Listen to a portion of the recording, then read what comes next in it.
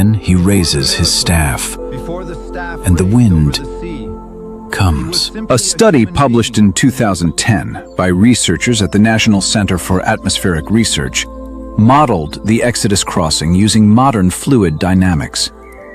They found that a consistent east wind of approximately 63 miles per hour, sustained over 12 hours, could push back a body of water 6 feet deep across a width of 2.5 miles, exposing a dry land bridge roughly 2.5 miles long and 3 miles wide.